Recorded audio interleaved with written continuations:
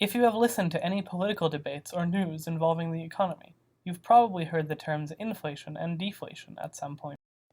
Deflation is of particular interest today in early 2015, as current market data and expectations show hints that economies around the globe may experience deflation in coming months and years.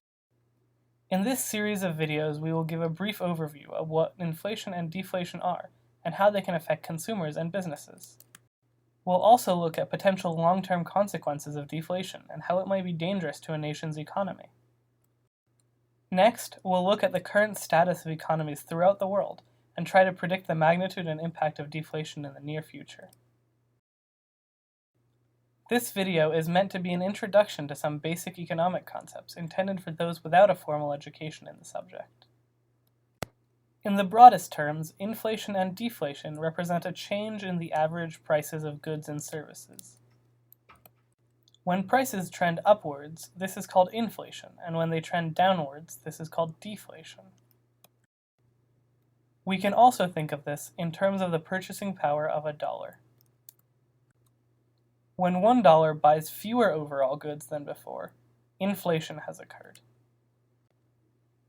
Likewise, when a dollar ends up able to purchase more than before, deflation has occurred. The two can occur for a number of reasons, but at the most basic level it comes down to the overall levels of supply and demand in the economy. If more people want to buy things than things are available, prices go up, inflation. Conversely, if there is more supply of goods than demand, prices go down, deflation. While mild inflation is generally not considered harmful during periods of economic growth, high levels of inflation can be devastating. Prices rise rapidly, but wages tend to be far slower to adjust. This leads to consumers being unable to afford basic goods. At the same time, they realize their money is rapidly losing real value, causing them to want to spend it all on things with tangible value, such as gold or real estate. This further raises the demand for goods, which causes further inflation. This spiral is known as hyperinflation, and in the worst cases, it can completely destroy a country's economy. The most serious recent case of hyperinflation occurred in Zimbabwe in 2008. At the absolute worst, prices were doubling literally every day. Hold on to the idea of hyperinflation, as we'll be returning to it in our next video. Back to the other direction, deflation. At first glance, it might seem like lowering prices is beneficial for consumers. Again, this is true for mild cases, but deflation can also have serious consequences in severe cases. The first problem is while goods and services decrease in price, a consumer's debts do not decrease. This means that things like mortgages and student loans have more real value, making them harder and harder to pay off as deflation continues. Another problem that can occur again comes from rational expectations. People realize prices are continuing to decrease, so they choose to hold on to their cash rather than spending it. This further decreases demand, leading to further collapse of prices.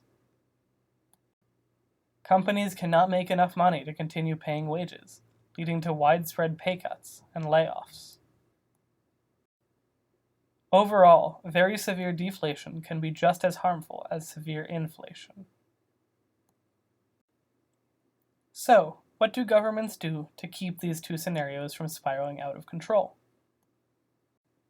One major tool used is the target interest rate.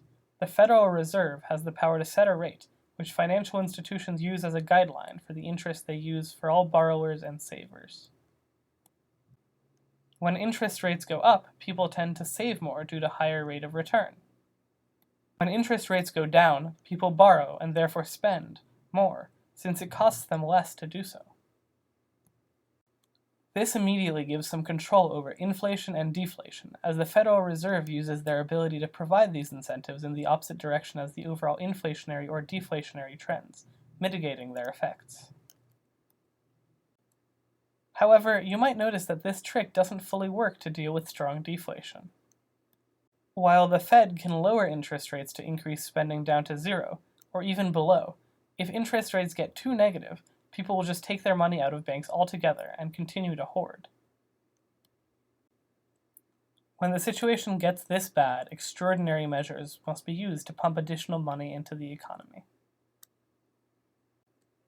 Policies of this nature are called quantitative easing. While the exact methodologies used are beyond the scope of this video, the general idea boils down to creating new money for banks to use in lending.